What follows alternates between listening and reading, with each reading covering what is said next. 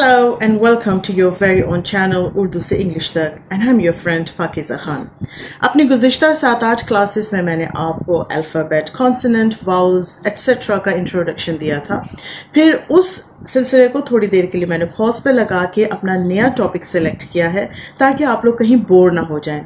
तो आज हम लोग लैंग्वेज की एक ऐसी जिहत की तरफ जाएंगे या एक ऐसी साइड ऑफ द लैंग्वेज की बात करेंगे जो हमारे स्कूल्स में नहीं पढ़ाई जाती।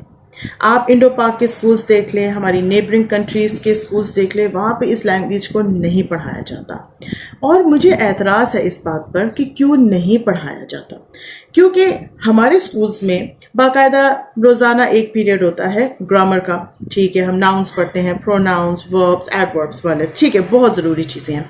फिर उसके बाद हमारा एक आध पीरियड होता है नॉर्मल इंग्लिश का, जिसमें हमारे पास बुक होती है, उसमें स्टोरीज होती हैं, एसेस होते हैं, कॉम्प्रीहेंशन जिसे कहते हैं, एंड में उसके क्वेश्चन आंसर्स होते हैं। हम वो जवाब देते हैं और बस फिर हमारी अंग्रेज़ी का पीरियड ख़त्म हो जाता है।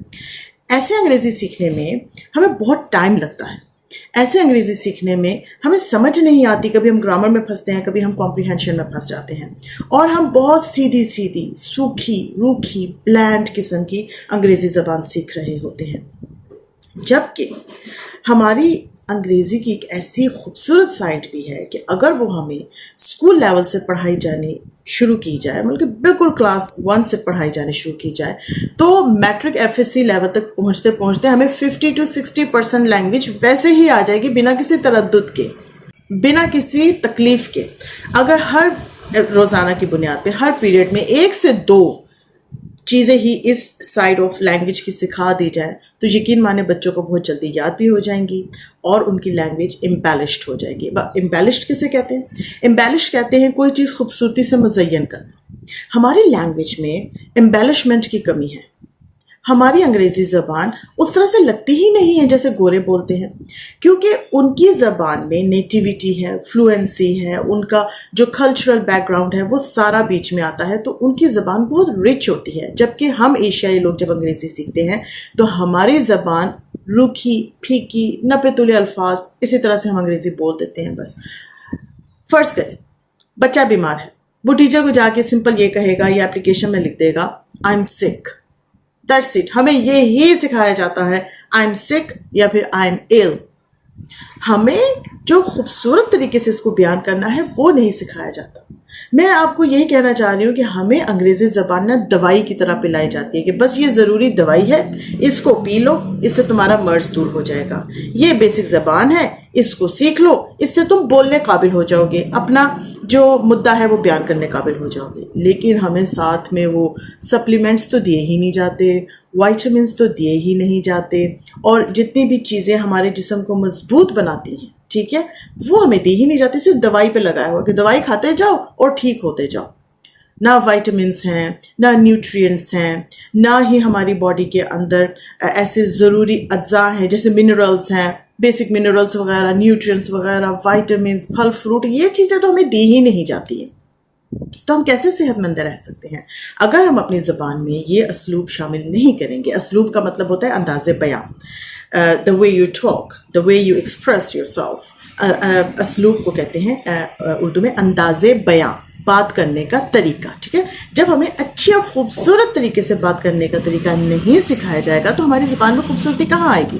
जब हमें अच्छे वाइटामिन्स नहीं दिए जाएंगे, अच्छे न्यूट्रिएंट्स नहीं दिए जाएंगे, हमारी प्रोटीन कंप्लीट नहीं होगी, हमारी मसल बॉडी वगैरह कैसे बनेगा? ये प्रॉब्लम है। तो हमें सिर्फ अंग्रेज़ी की दवाई की फक्कियाँ मिल रही हैं, हमें बाकी चीज़ें नहीं मिल रही हैं जिससे हमारी अंग्रेज़ी सेहतमंद और तवाना हो। अच्छा, अब ये कौन सी चीज़ है? चले इस मिस्ट्री पर से भी पर्दा उठाते हैं। ये होती है अंग्रेज़ी की या किसी भी ज़बान की। मैंने आपको कहा ज़बानें सारी एक जैसी होती हैं, ठीक है, सबकी ग्रामर तकरीबन एक जैसी होती है, उसमें चीज़ें भी एक जैसी होती हैं, जैसे parts of speech, noun, pronoun, verb, adverb, adjectives etcetera, जो 8 से 9 हमारे पार्ट्स ऑफ स्पीच होते हैं, ये सारी ज़बानों में होते हैं, ये सिर्फ अंग्रेज़ी में नहीं होते। अगर आपको ये लग रहा है कि यार ये एडवर्ब्स अंग्रेज़ी में सीखने कितने मुश्किल है, तो वही एडवर्ब्स हमारे उर्दू, हिंदी में भी हैं।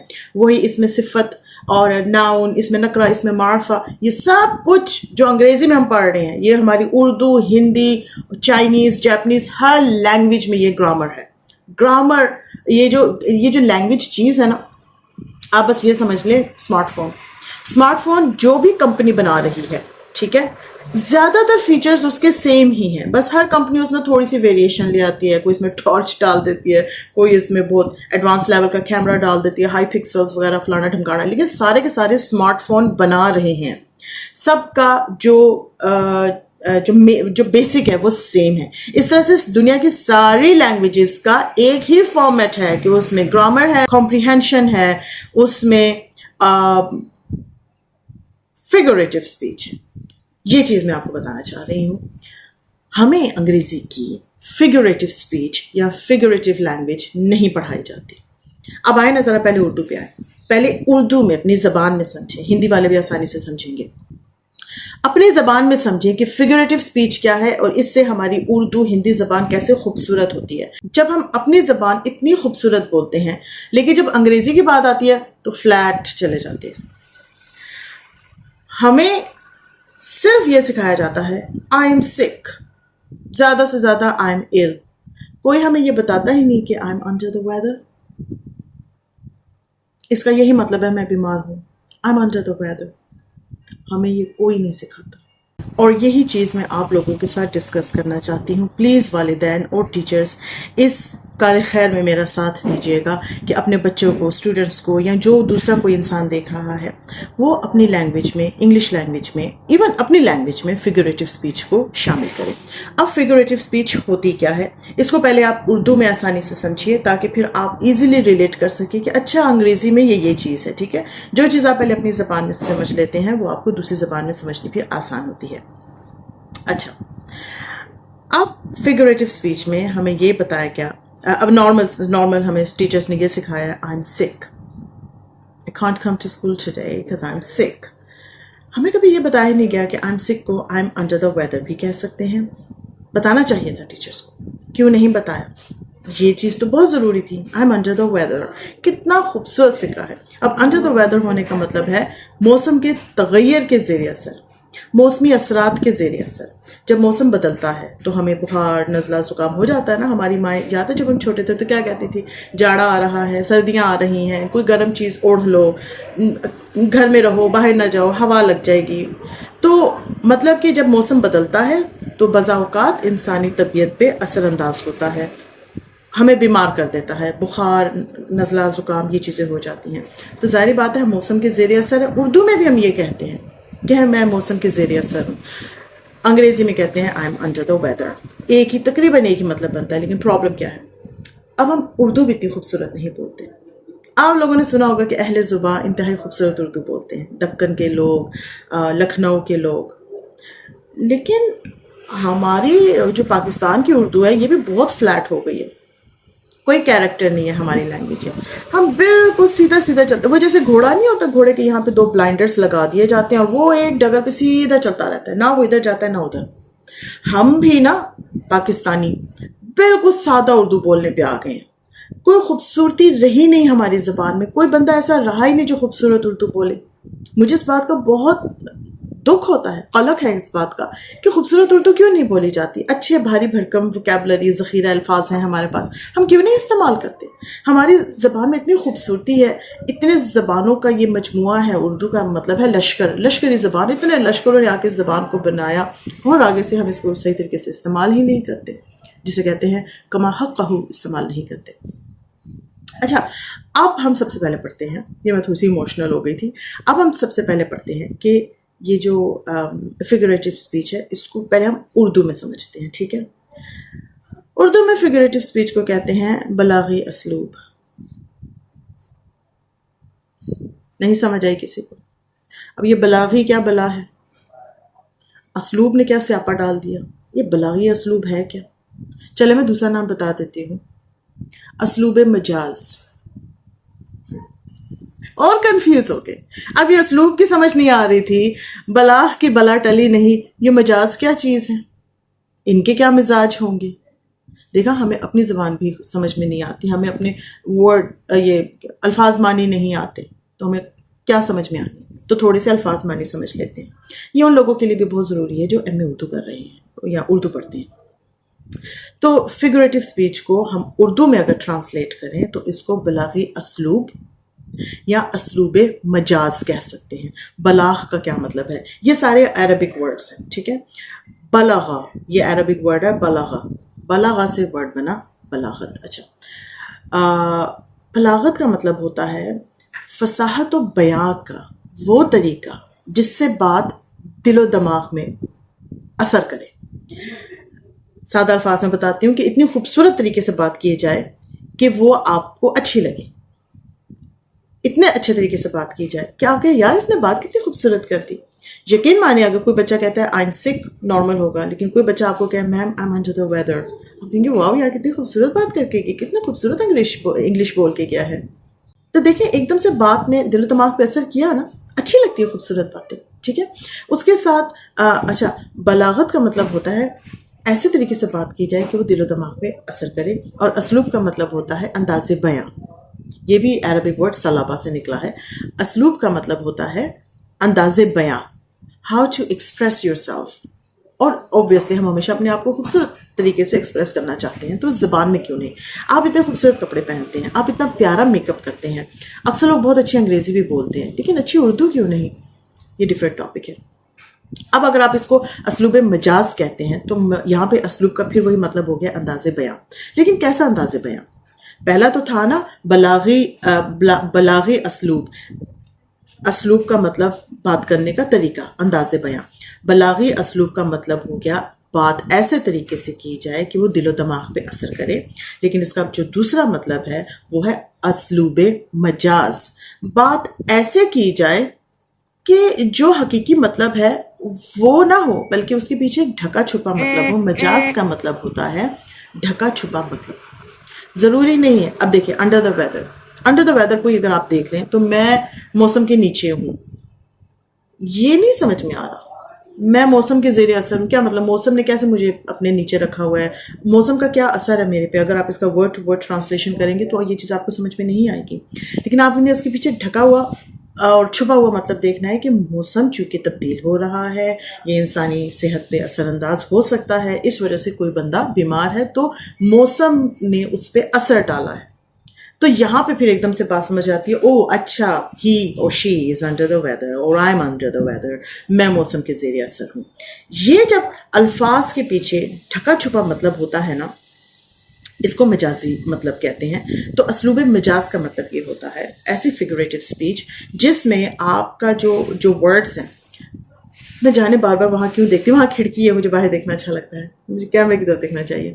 تو اسلوب مجاز کا مطلب یہ ہوتا ہے کہ آپ کا بات کرنے کا ایسا انداز ہو کہ آپ کی الفاظ کا وہ مطلب نہ نکلے جو آپ نے کہے ہیں، بلکہ ان کے پیچھے ڈھکا چھپا ایک مطلب ہو.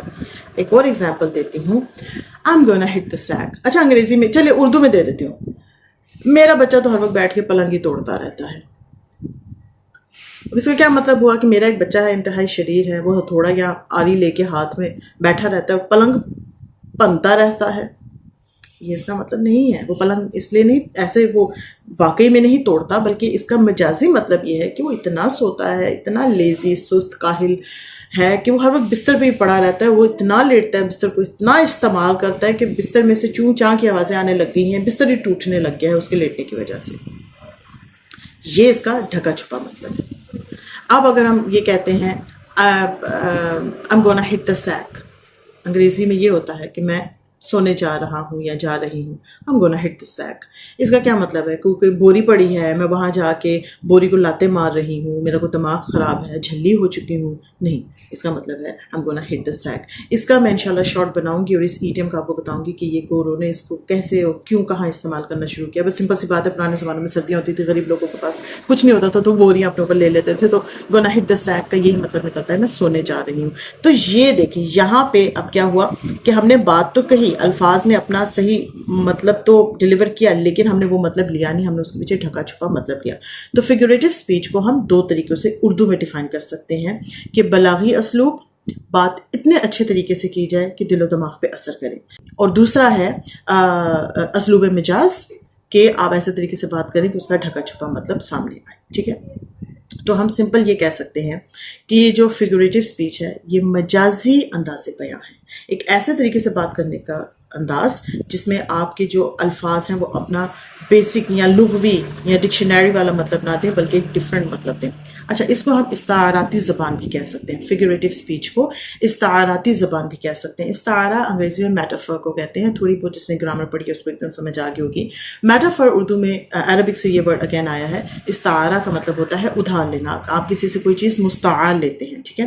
تو استعارہ کا مطلب ہے کہ آپ نے زبان میں اس کا یہ مطلب ہوتا ہے کہ آپ نے ایک ورڈ دوسرے ناؤن کے لیے بس لے ہی لیا, بورو کر لیا. جیسے ہم اکثر کہتے ہیں یہ بچہ تو چاند سا پیارا ہے. اب چاند سا پیارا یہ مماثلت ہے یا مشابہت ہے جس کو سملی کہتے ہیں, تشبیہ کرنا کہتے ہیں, ٹھیک ہے. لیکن اگر ہم کہتے ہیں یا اللہ یہ بچہ تو چاند کا ٹکڑا ہے, اب ہم نے پورے کا پورا ورڈ ہی چاند کا ٹکڑا ہی بچے کے لیے لے لیا. یہ استعارہ ہے, یہ میٹافر ہے. تو اس طریقے سے بھی ہم اپنی لینگویج کو خوبصورت بناتے ہیں. اس لیے فگریٹو اسپیچ کو استعاراتی زبان بھی کہہ سکتے ہیں کہ بہت دفعہ ہم صحیح الفاظ کا استعمال کیے بغیر کرنے کی بجائے دوسرے الفاظ بیچ میں لے آتے ہیں. میں سونے جا رہی ہوں کو ہم یہ نہیں کہتے کہ I'm gonna یا کہتے ہیں, بالکل کہتے ہیں I'm gonna sleep. لیکن اگر اس کو فگریٹو اسپیچ میں کہیں گے تو ہم اس کے لیے ڈفرینٹ ہی الفاظ لے آئیں گے. I'm gonna hit the sack, جس کا اگر آپ اگر ہم غور سے کوئی مطلب دیکھیں تو اس کا کوئی خاص مطلب ہے نہیں, لیکن اس کا ایک مطلب ہے, ٹھیک ہے. ہوپ فلی آپ کو سمجھ میں آ گیا ہوگا. تو چلے اب اس کا باقاعدہ آغاز کرتے ہیں, لیکن اپنی نیکسٹ ویڈیو میں. ابھی تک میں نے آپ کو صرف یہ بتایا کہ فگریٹو اسپیچ کتنی ضروری ہے, یہ کیوں ضروری ہے, ہمیں کیوں نہیں پڑھائی جاتی, اس کو پڑھنے کے کیا فوائد ہیں, اور اگر آپ اس کو اڈاپٹ کرتے ہیں تو آپ اپنی لینگویج کو بہت خوبصورت بنا سکتے ہیں. آپ اپنی لینگویج کو کیسے خوبصورت بنا سکتے ہیں یہ انشاءاللہ میں اپنی نیکسٹ ویڈیو میں آپ کو بتاؤں گی, اور وہاں پہ میں آپ کو بتاؤں گی فگریٹو اسپیچ کیا ہوتے ہیں, اس کے کتنے پارٹس ہوتے ہیں, اور اس میں سے میں ایک پیئر آف پارٹس لوں گی, یعنی کہ 2 ایلیمنٹس کو میں وہاں پہ ڈسکس کروں گی. تو اگر آپ کو کوئی چیز سمجھ میں نہیں آئی ہے تو پلیز کومنٹ میں ضرور پوچھ لیجئے گا, میں اس کا جواب دوں گی. اگر آپ کو ویڈیو پسند آئی ہے اس کو لائک اینڈ شیئر ضرور کیجئے گا, اور اس کو اپنے زیادہ سے زیادہ دوستوں کے ساتھ شیئر کریں, پیرنٹس کے ساتھ شیئر کریں, ٹیچرس کے ساتھ شیئر کریں, تاکہ آپ لوگ یہ وہ چیزیں سمجھیں جو عام ٹیچرس نہیں پڑھا رہے. یوٹیوب پہ بھی میں نے دیکھا زیادہ تر ٹیچرس بیٹھے ہوئے ہیں اور وہ آپ کو ایک میجیکل فارمولا دے رہے ہیں, لائک لرن انگلش ان 30 days, اسپیک فلوئنٹ انگلش ان 1 week. ایسا نہیں ہوتا, ایسا تو نہیں ہوتا. تو آپ کو اس کو باقاعدہ طریقے سے بیسک لیول پہ نہ صرف پڑھنا سیکھنا ہے بلکہ پہلے سمجھنا ہے کہ یہ ہے کیا چیز. اگر آپ کو کوئی بندہ صرف ایک ایڈیم آ کے بتا رہا ہے, جو میں اپنے شارٹس میں بتاتی ہوں مگر میں یہاں پہ کمپنسیٹ کرتی ہوں اس کی پوری ایکسپلینیشن کے ساتھ. اگر آپ کو کوئی بندہ آ کے بتا دے I'm under the weather کا مطلب ہے I'm sick, آپ نے سیکھ تو لیا, آپ نے رٹا بھی مار لیا, لیکن اگر آپ تھوڑا سا سوچنے والے انسان نہیں ہیں, یا بہت بچے ہیں, یا کوئی نائیف پرسن ہے جس کو بات جلدی سمجھ میں نہیں آتی, تو آپ یہی سوچتے رہیں گے کہ what's I'm under the weather. یا اگر کوئی بندہ آپ کو کہے کہ I'm gonna hit the sack کا مطلب ہوتا ہے I'm going to sleep, اب آپ رٹا مار لیں گے, اور ہو سکتا ہے کچھ عرصے کے بعد یہ آپ کو بھول جائے. کیوں؟ کیونکہ آپ نے اس کا منبع نہیں دیکھا, ایٹیمالوجی یا فریز کا سورس نہیں دیکھا. جیسے ہر ایڈیم, ہر پروورب کے پیچھے ایک ہسٹری چلی آ رہی ہوتی ہے. اگر آپ نے وہ ہسٹری نہیں سنی, آپ ان ورڈس کو ایک ہسٹری, ایک ایونٹ کے ساتھ ریلیٹ نہیں کر پا رہے ہیں, آپ اس کو یاد نہیں رکھ سکتے ہیں. اب جب میں نے آپ کو I'm under the weather کو ایکسپلین کر کے بتایا ہے, ابھی بھی میں نے اس کو بہت کم ایکسپلین کیا ہے, تو اب جب آپ کو یہ ایکسپلینیشن معلوم ہو گئی ہے نا, تو آپ کو یہ بھولے گا نہیں.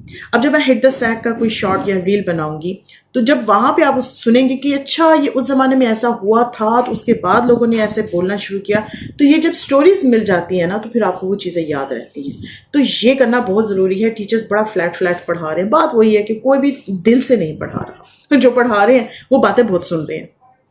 میں اکثر اب بہت اچھے ٹیچرز کو جب دیکھ رہی ہوں نا, وہ پروننسیشن, ایکسنٹ سکھا رہے ہیں, وہ بڑی گالیاں کھا رہے ہیں.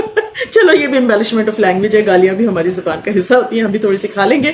انشاءاللہ آپ سے نیکسٹ کلاس میں میری ملاقات ہوگی, اور وہ ضرور دیکھیے گا, اور اس ویڈیو کو 2-3 دفعہ دیکھیے گا, کیونکہ چونکہ میں اردو میں پڑھا رہی ہوں تو ہو سکتا ہے بہت زیادہ باتیں آپ کے دماغ سے گزر گئی ہوں, سر کے اوپر سے گزر گئی ہوں, تو اس کو 2-3 دفعہ دیکھیں تاکہ آپ کو صحیح طریقے سے ساری چیزیں ازبر ہو جائیں. اس کے بعد آپ نیکسٹ ویڈیو ضرور دیکھیے گا. اس وقت تک کے لیے بائے بائے.